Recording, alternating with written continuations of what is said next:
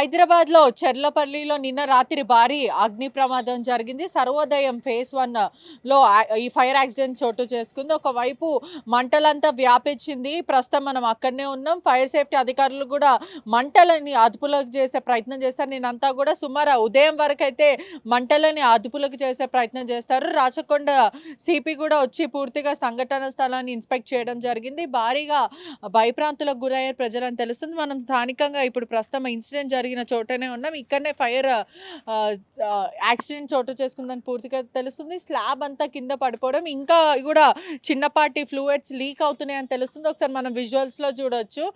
ఒక్కసారి ఆ ట్యాంక్ ఏదైతే లిక్విడ్ ట్యాంక్స్ ఉన్నాయో పూర్తిగా లిక్విడ్ స్టోర్ చేసే ట్యాంక్స్‌లో నుంచి కూడా ఇంకా కెమికల్ మొత్తం కూడా లీక్ అవుతుందని పూర్తిగా తెలుస్తుంది. ఒకటేసారి నిన్న రాత్రి మాత్రం స్థానికులు భయప్రాంతులకు గురయ్యారు. ఎందుకంటే ఇప్పటికే చూసుకున్నట్టయితే కూడా సుమారుగా ఇక్కడ నుంచి 5-7 కిలోమీటర్ రేడియస్‌లో అయితే పూర్తిగా చెప్పాలి అని అంటే ఆ ఫైర్‌కి సంబంధించిన అగ్ని ఏదైతే స్మోకే గాని లేకపోతే దట్టమైన పొగలతో ఇక్కడ స్థానికంగా అంతా కూడా కొంచెం ఇబ్బందులు అయ్యాయని తెలుస్తుంది. 5-7 కిలోమీటర్స్ వరకైతే పూర్తిగా ఆ మంటలంతా ఎగసి పడడంతో స్థానికులందరూ భయప్రాంతులకు గురయ్యారు. ఇప్పటికే ఒకసారి మనం విజువల్స్‌లో చూడొచ్చు. భారీ భారీ ట్యాంకర్స్ మనకు కనిపిస్తున్నాయి. ఏదైతే కెమికల్ స్టోర్ చేసే ట్యాంకర్స్ కనిపిస్తున్నాయని పూర్తిగా అయితే తెలుస్తుంది. ఒక్కసారి మనం విజువల్స్‌లో చూడొచ్చు కూడా ఏదైతే టవర్స్, సెల్ టవర్స్ మనకు అక్కడ టవర్స్ నెట్వర్క్ సంబంధించిన టవర్స్ ఏవైతే ఉన్నాయో ఆ టవర్స్ కూడా మంటల పూర్తిగా చూస్తున్నట్టయితే ఆవిరికి మొత్తం కూడా ఒకసారి మనం విజువల్స్‌లో చూడొచ్చు. నల్లగా అయిపోయిన పరిస్థితి అయితే కనిపిస్తుంది. చాలా క్లియర్‌గా అయితే చూడొచ్చు. అంటే ఎంత పాటికంటే ఏ హైట్ వరకు అయితే మంటలు ఎగసి పడ్డాయి అనేది క్లియర్‌గా అయితే చూడొచ్చు. అంటే అవి కూడా మొత్తం కూడా తగలబడిన సిట్యుయేషన్ కనిపిస్తుంది. ఒకసారి మనం అంటే నిన్న సాయంకాలం వేరే 6 గంటల నుంచి మంటలు చిన్న స్పార్క్ వరకు స్టార్ట్ అయింది. పూర్తిగా ఒకవైపు రియాక్టర్స్‌లో ఉన్న కెమికల్ కూడా ఇంకా మండుతుంది. ఒకసారి చూడొచ్చు. ఇప్పటికీ కూడా మండుతుంది. టైం 10 అయితున్నప్పటికంటే నిన్న 6 గంటలకు జరిగింది. ఫర్దర్‌గా స్ప్రెడ్ అయ్యే అవకాశాలు లేవు కానీ పూర్తిగా చూస్తుంటే ఒకసారి మనం విజువల్స్‌లో చూడొచ్చు. ఇంకా ట్యాంకర్స్ కూడా ఒకసారి ఎంత నల్లగా దట్టమైన పొగలతో నిండిపోయాయో ఒక్కసారి మనం క్లియర్‌గా కూడా చూడొచ్చు కూడా. ఇప్పటికీ మనం విజువల్స్‌లో చూడొచ్చు. ఒక్కసారి చాలా క్లియర్‌గా కనిపిస్తుంది. నిన్న ఫైర్ అధికారులు కూడా సక్సెస్‌ఫుల్‌గా అదుపులోకి తెచ్చే ప్రయత్నం చేస్తారు. పొద్దున వరకు అంటే తెల్లారుజామున వరకు ఇప్పటికే మంటలను అదుపులోకి చేసే ప్రయత్నం చేస్తారు. ఫైర్ ఫైటింగ్ సిబ్బందులు అమేజింగ్ జాబ్ చేశారని చెప్పొచ్చు. ఎందుకంటే చాలా ఇబ్బందులైంది. ఒకసారి మనం చూడొచ్చు. ఇంకా లిక్విడ్ మాత్రము పూర్తిగా ఇంకా లీక్ అవుతున్న సిట్యుయేషన్ మనము విజువల్స్‌లో అయితే ప్రాథమికంగా అసలు ఏం జరిగింది, ఏదో స్పార్క్ వచ్చిందంటే వర్క్ జరుగుతుంది. యాక్చువల్‌గా నిన్న మాత్రము కంపెనీ క్లోజ్ ఉండే కానీ కొంచెం వర్క్ జరుగుతుంది. అక్కడి నుంచి నిప్పు క్షణాల్లో అంటుకుంది అని కూడా పూర్తిగా తెలుస్తుంది. ఈ కంపెనీ వాళ్ళు ఫైర్ సేఫ్టీ ప్రికాషన్స్ తీసుకున్నారా, ఆ నార్మ్స్ తీసుకున్నారా? గతంలో చూస్తే కూడా రీసెంట్‌గా మనపల్లిలో కూడా పెద్ద ఫైర్ యాక్సిడెంట్ చోటు చేసుకుంది. ఎటువంటివి ఫైర్ నార్మ్స్‌కి నోబడీ కొంతమంది లైసెన్స్ తీసుకుంటారు, కొంతమంది తీసుకోరు. ప్రకారంగా ఎటువంటి నార్మ్స్ తీసుకున్నారు అనేది కూడా తెలిసే ప్రయత్నం చేయాలి. ఒక్కసారి మనం చూడొచ్చు కూడా మొత్తము పూర్తిగా ఒక్కసారి మనకి కార్స్ కూడా అనేది కూడా ఇక్కడ కనిపిస్తుంది. ఒక్కసారి చూడొచ్చు మనం విజువల్స్ కూడా పూర్తిగా కొలాప్స్ అయ్యే సిచ్యువేషన్ అయితే కనిపిస్తుంది. మనం విజువల్ అయితే క్లియర్‌గా అయితే చూడొచ్చు. ఒకవైపు మంటలు పూర్తి స్థాయిలో అదుపులోకి తీసుకొచ్చారు. అంటే నిన్న 6 గంటల నుంచి ఉదయం 7 గంటల వరకు అయితే ఫైర్ సేఫ్టీ అధికారులు మంటలని అదుపులోకి తీసుకునే ప్రయత్నం చేశారు. చాలా వాస్తవానికి చూస్తుంటే కూడా నిన్న కంపెనీ క్లోజ్ ఉంది. పూర్తిగా చూసుకుంటే అదృష్టవశాత్తు చెప్పాలంటే వర్క్ చేస్తున్నప్పుడు ఒక స్పార్క్ వచ్చిందంటే నిప్పు రవ్వలు ఎగిసి పడడంతో ఆ తర్వాత ఒకటేసారి మంటలు వ్యాపించాయి. ఎందుకంటే ఇది పెట్రోలియంకి సంబంధించిన లిక్విడ్ ప్రాబ్లమ్స్ కాబట్టి ఈ లిక్విడ్ అంతా పెయింట్లో యూజ్ చేస్తుంటారు. పెయింట్లో యూజ్ చేయడం కానీ క్రాకర్స్కి వాడే కెమికల్స్ అని తెలుస్తుంది. మొత్తం మీద ఇప్పటికీ కూడా ఇంకా విజువల్స్‌లో చూడొచ్చు. ఫైర్ సేఫ్టీ అధికారులు ఇంకా కూడా పూర్తిగా మంటలను అదుపులోకి తెచ్చే ప్రయత్నం చేశారు. ఒకవైపు ఏదైతే లిక్విడ్స్ అంతా కూడా ఫ్లో అవుతుందో దాన్ని కూడా పూర్తిగా అదుపులోకి తెచ్చే ప్రయత్నం చేస్తున్నారు. ఇంకా పోలీసులు మరి ఫైర్ సేఫ్టీ అధికారులు ఇంకా తీవ్రంగా శ్రమిస్తున్నారని కూడా తెలుస్తుంది. నిన్నటి నుంచి ఇప్పటి వరకు ఇవాళ ఉదయం వరకు మంటలంతా గూడా పూర్తిగా కంట్రోల్ అయ్యాయని తెలుస్తుంది. నిన్న తెల్లవారుజామున 6 గంటల వరకు అంటే ఆలోచించాలి ఎక్కడి వరకు మంటలు ఎగసి పడాయి అనేది పూర్తిగా మనమైతే చూసుకోవచ్చు. ఇప్పటికి గూడా పోలీసులు ఇక్కడనే ఉన్నారు. ఫైర్ అధికారులు ఇక్కడనే. నిన్న ఫైర్ సేఫ్టీ ఇంజన్స్ మాత్రం సుమారుగా 5-6 ఫైర్ సేఫ్టీ వ్యాన్స్ రావడం జరిగింది. చాలా తీవ్రంగా శ్రమించారు పోలీసులు. మరి ఒకవైపు ఫైర్ ఇంజన్ వాళ్ళని చెప్పొచ్చు. చాలా ఇబ్బందిగా అయింది. మరోవైపు కూడా కెమికల్ వాసన వల్ల కొంచెం ప్రజలకి చాలా సఫకేటింగ్ అయిండే.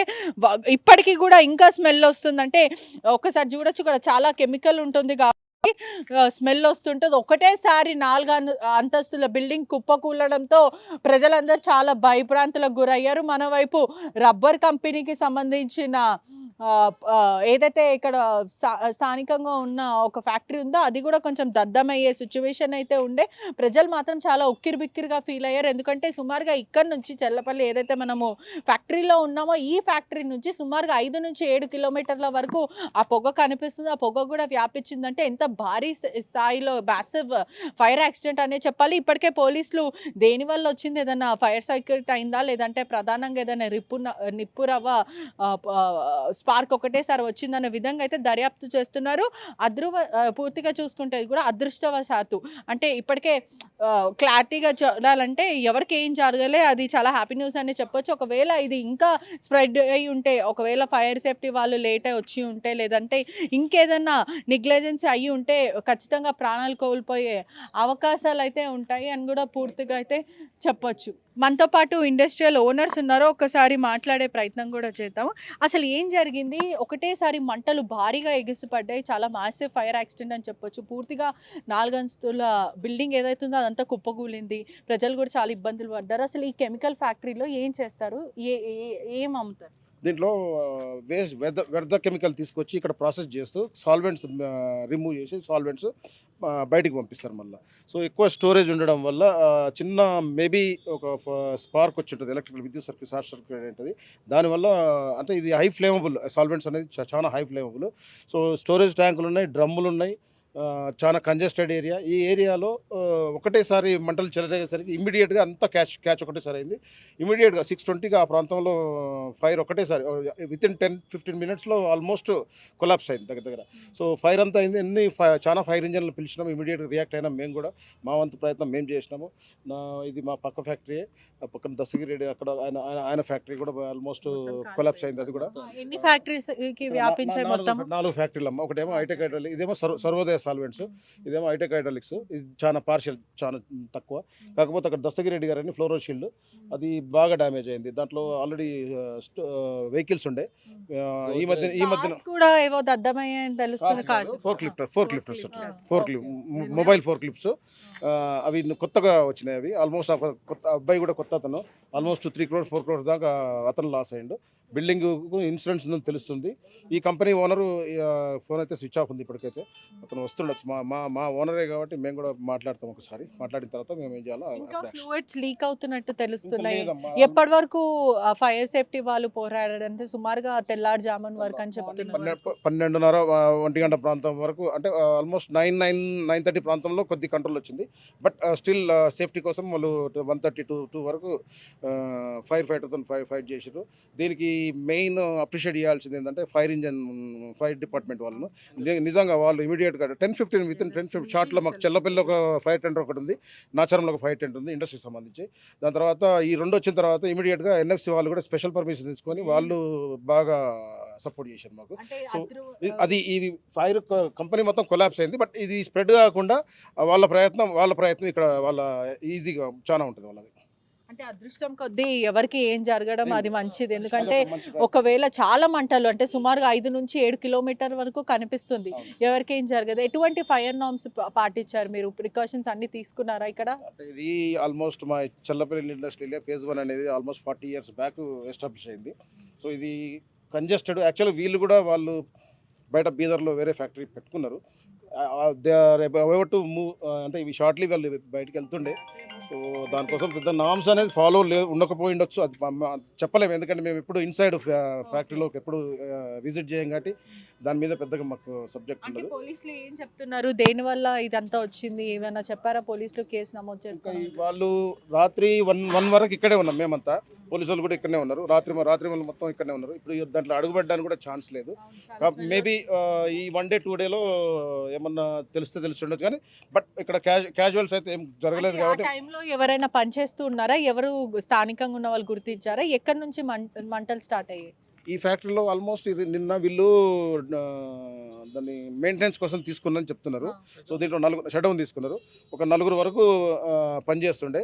సో వాళ్ళు ఇమీడియట్గా ఫైర్ అయితే ఎప్పుడైతే స్టార్ట్ అయిందో they tried for it but వాళ్ళు ఇక వాళ్ళ కంట్రోల్ కాలేదు. ఇమీడియట్గా బయటకు వచ్చేసారు. సో అక్కడ ఎలాంటి ప్రాణ నష్టం జరగలేదు కాబట్టి దానికి సంతోషం. మొత్తం మీద చూసుకుంటే కూడా నిన్న ఉధృత వాతావరణం క్రియేట్ అయింది చెర్లపల్లిలో. ప్రాణ నష్టం జరగలేదు, అదృష్టం కొద్ది అని చెప్తున్నారు. కానీ భారీగా ప్రాపర్టీ నష్టం అయితే జరిగిందని పూర్తిగా తెలుస్తుంది. Cameraman జాఫర్తో పెట్రిషా reporting RTV Hyderabad. మరిన్ని వీడియోస్ కోసం ఛానల్ ని సబ్స్క్రైబ్ చేయండి. లేటెస్ట్ అప్డేట్స్ కోసం వాట్సాప్ ఛానల్ ని ఫాలో అవ్వండి. ఆ లింక్ డిస్క్రిప్షన్ లో ఉంది.